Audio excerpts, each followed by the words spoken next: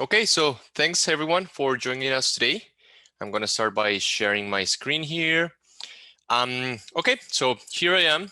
The first thing I'm going to do is go to the Lumu portal. So the easy way to do that is just go to lumu.io. I click here on the upper right corner on the sign in button. And here I am already signed in. My credentials were already entered, so I'm already inside the portal. So once I'm in, I'm going to see my overview dashboard. So in here, I have a lot of information of exactly what's happening with my network, what kind of contacts are we originating. For this specific demonstration, I'm going to be focused on only the last 30 days. So I don't want to see all the data that has gone through my network. I want to only focus on the last 30 days. So the way to do that is I click here in this button that says filter by date. I go with the last 30 days, and this allows me to just narrow down all the information and be able to focus on what's really important here. So the first dashboard that we have here is the activity dashboard. This part shows me information about when the contacts with malicious or adversarial infrastructure are happening. So in here, I have information about all the traffic that is going through Lumu. I have information about the malware, phishing, command and control contacts, and other type of information here as well. So this is all color coded to help me understand exactly what's happening in a very, very easy way. I'm going to see here by day all the contacts that we're having. So right away, as you can see, we have, for example, here on October 13, a bunch of contacts that were originated from my network to command and control center. So this is definitely not good. It's a really, really big number here. So if I want to start doing my analysis, I would start by focusing on these 2 days. Something between the 12th and the 13th of October could have probably happened that started originating those contacts. So maybe someone downloaded some kind of like malware, or someone got infected, or something like that. So I would probably start by focusing my analysis and my investigation of the endpoints for those specific days. Here, if I scroll down, I'm going to see more information about where the attacks are coming from my network. So, or where the contacts are being originated from my network. So I have here information about the labels that I have created here.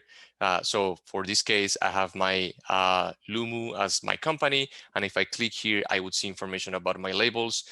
For example, the biggest label I have right here is development. That has 7,000 contacts. So that's probably something I want to be focusing in. Here on the right, I also have information like some stats about what's happening in the network. So I have information about how many malware contacts we have, command and control, phishing, and other. So I wanna keep that in mind. For example, for this analysis, I see that 90% of the contacts that my network is originating are to command and control centers. So this is definitely something I want to look into. And this is the same as we see here in these graphs. Keep in mind that for the rest of my session, these 30 days that I configured at the beginning are going to stay active. So all the data that we see here are going to be for the last 30 days. Talking about labels, something very important when we are analyzing the information here and when we're feeding information to Lumu is to be able to understand exactly what that information is and where is it coming from. So that's where the labels come in place. I'm going to go here to settings and then to labels to see the labels that I have. In this module, I can create more labels, manage the labels I have, and see the information about all of them. So the first thing is, what is a label? So a label is a way that we have in Lumu to kind of like group the information that we are receiving. That grouping, we can do it by different ways. So we can have grouping per business units, per users, per networks, or even by like company departments. So if you see here, I have my development label for my development team. I have my marketing label for my marketing team, but I also have labels for example, Europe or USA. So I can also have labels for physical locations. And that's also very important because I can have different types of labels, different types of information being fed into those labels. To create a label, the only thing I have to do is just click in this plus button here, and I would just need to add like a name and a description, and that would create a label. I'm going to go into my development label to see more information about it. So in here, I have description and I have the associated elements, and I can see right away what kind of information is being fed into this label. So the first thing I see is the associated gateways. So I see here that my Bogota office from this network is feeding information into this label. So um, all the information or all the contacts that are originated from this specific network are going to be assigned to my development label. So that already gives me the information that I'm going to need if I want to focus my investigation in that specific office. And in here, I have the associated virtual appliances as well. So as you know, the Lumu Insights offering offers you the possibility to deploy virtual appliances inside your network. So we can also assign the data that those virtual appliances gather or generate to specific labels. So I have here three different labels. I have my legacy appliance, sorry, three different appliances. I have the legacy appliance, the main office, and another one I created for testing. So for example, the main office appliance, I'm going to see exactly how it is operating and what kind of data is being fed into this specific label. So if I click here in this arrow here on the right, I would go to the details about this specific appliance. So I see here information about the specs of the appliance, some stats about it. So I can see, for example, the CPU or the memory, which is also very useful if I want to monitor how the appliance is running. But what I want to focus on is the collectors. So in here, I have two collectors running in this specific appliance. I have a DNS queries and I have a DNS packets collector running. So those two collectors are gathering metadata from my network, and those are the ones that are going to be sending that metadata to the Lumu portal and to the labels. So in here, I have the rules or like the data group rules for this specific appliance. What this means is that for the first rule, for example, any kind of information or any kind of contact that is originated by an endpoint that belongs to this network is going to be assigned to the development label. And same thing, for example, for the finance or the marketing label, they all have their own networks. So I can create like specific rules here to make sure that the endpoints are assigning their contacts to the specific label I want to. So keep in mind that I can have here like a whole network, or I can even have just like very, very specific endpoints here. So I can have all those assign that information to the specific label that I want. That's it for the labels part. Just keep in mind, it's a really, really handy way to keep my data organized and that allows me to focus my analysis in what I really want to. If I have like a lot of data or like multiple virtual appliances and gateways and collectors running, this is definitely going to be very helpful for me. Going back to the activity module here, if I click on the activity module, remember the last 30 days filter stays active.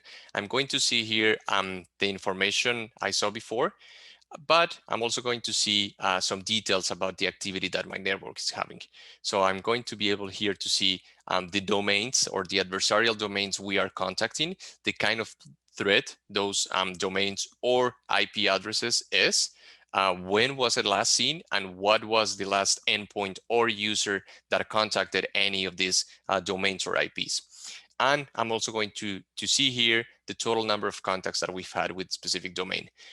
So right away I know, or I can kind of like see how my infrastructure is communicating with adversarial infrastructure. For example, here I see that we have like over 6,000 contacts with a specific domain. So that probably means something I wanna look into, right? So now that I'm here, I wanna talk about the three use cases. So we're gonna be talking about three specific ransomware use cases.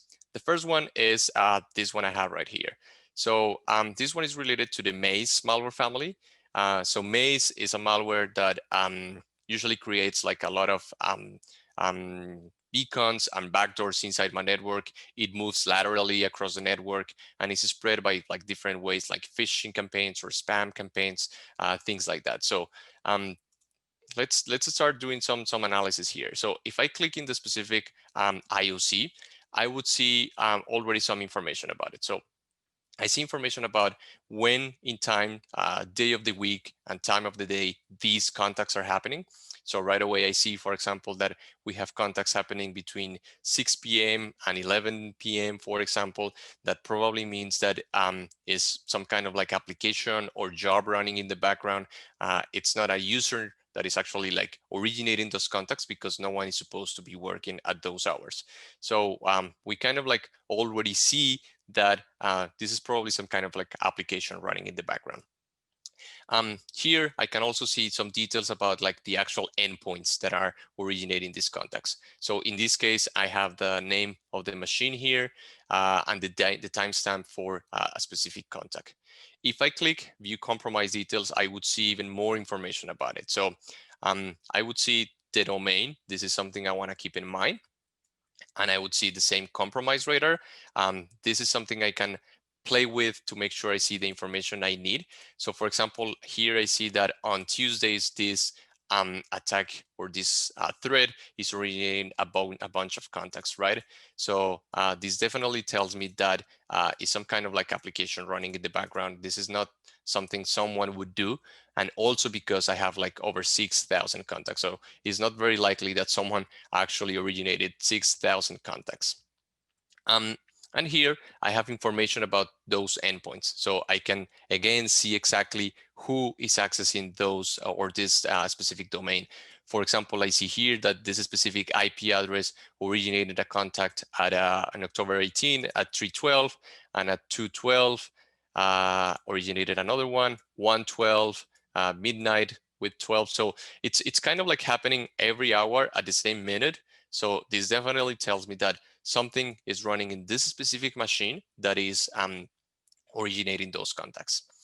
Here on the right, I also have information about those that like the distribution of the attack. So I can see here that most of the contacts to this specific domain are happening from the development from the development group. If I click here, I would see more information about it. So I see here the IP addresses, the gateways, for example, that the attack is being originated from, or the usernames. So this is kind of like a handy timeline that tells me how the attack is spreading. So we can see here, for example, that these two IP addresses were the first ones that started having contacts with that infrastructure, right? So I see here that at on October 13, and then like specific hours they had those contacts, and then for example this user started having contacts later that day. So that could probably mean that that specific application that is running in the background just spread across my network. If I go here to the context tab now, I would see information about this specific IOC. So I want to see why this indicator of compromise is something I should be worried about, or how to do my analysis. So in here, I would see the domain again, the IOC, the threat triggers. Something that I can do with these threat triggers is just download them. If I want to start blocking all these domains, in this case, I only have one, but if we had more, I could just download the list and I could start blocking them right away if I just upload them or use them in my, for example, firewall or some kind of like security system. I could just create a policy for that. And in here, I have the related resources. So these are external articles from third parties. They are experts in analyzing these kind of threats. So they're going to tell me more information about what's happening or what this kind of like malware is doing.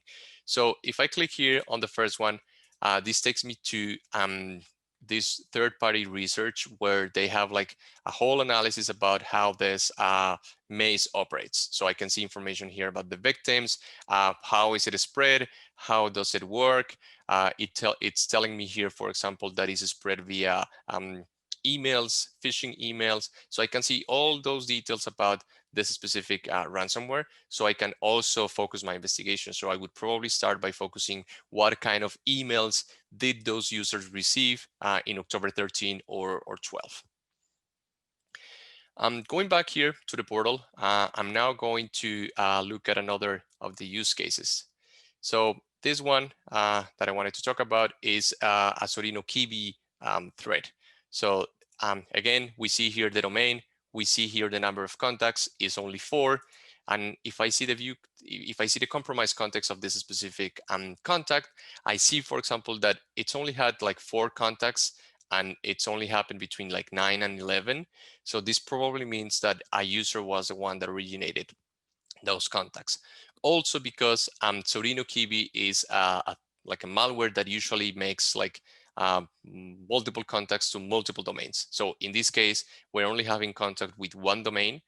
So that might mean probably that someone just misclicked something or clicked on some kind of like adware or something like that that took them to this specific domain. So this one probably doesn't mean that my infrastructure has actually been compromised. I also have information, if I go here to the context, I have information about this specific thread. Again, I have those articles here on my right, but I also have, for this specific ransomware, some related files. So these are the hashes of the specific files that have been identified that are related to this specific thread, right? So I could take these hashes and I could, again, use them to do my analysis internally in my network. So I can probably go to this specific machine and look for these files and see if we actually have them or not. And I could also add some kind of like policy in my systems to block these files from moving or being transferred across my network. Again, I have the related resources here. One related resource that I wanted to show is this one. This one corresponds to a blog post that we have. So this is a blog post we published not long ago about ransomware. I really encourage you to go and take a look. This one explains the basics of ransomware attacks. How do they work? How do they spread? What do they do? And we also include here some case studies. So we have the case study about WannaCry, which was a very popular ransomware back in the day, but still very active. We include information about it. We talk about Maze, the one I just discussed before. How does it work? What does the beacon do, for example? And we also include information about the Sorino Kiwi attack here. So this is also very, very handy if you want to do your analysis. You have here, for example, what kind of like threats or like requests these kind of like malware would do. Obviously for analyzing and mitigating in case the infrastructure has actually been compromised. Going back here to the portal, I'm going again to the activity monitor here, and I'm gonna go and look for a specific IP address that I have here. So this IP address has been making contacts to Emotet. This is another malware. This is usually a malware that acts as a gateway for other kind of like a malware or Trojans. This is more related to the financial institution. So something to keep in mind here is that in this case, it's not a domain, it's actually an IP address. So IP addresses is also something Lumu is capable of identifying. This is something we can identify with Lumu Insights. Lumu Free doesn't offer us this possibility because of how the integration happens.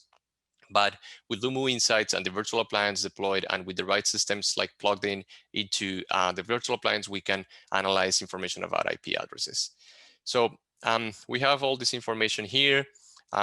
Again, the IP address, if I click context, I see information about the specific IP address, for example, and the port. I have the related resources, all this information here that is going to help me. But with this one, I wanted to discuss, or I wanted to show you about the malware incident response playbook. So Lumu offers you a malware playbook, response playbook that you can check to kind of like guide you on what to do, like the first steps on what you have to do or what you should do to mitigate this kind of like risk. So in here, we're gonna show you and tell you what you should do. For example, maybe you have to put the machine in quarantine or just format the machine, or maybe you just have to block some specific URLs or IP addresses, things like that. Maybe you need some guidance on like how to start. So in here you have that information. You can check the malware response playbook, but you also have other playbooks like spam, mining incident response playbook, and some other information that is also very, very useful. Okay, and the last thing I wanted to show you is now that I'm here, you also have the possibility to reach out our support team. So if you ever need to or have any kind of questions, just feel free to, from your Lumu free portal or Lumu Insights portal, contact our support team. You can have here, you can add your information. If you have like specific questions about a specific scenario, just feel free to do that, and we'll be happy to help you through the support channel. Yep, so that's it. That's all I had prepared for today. I hope this was very, very useful.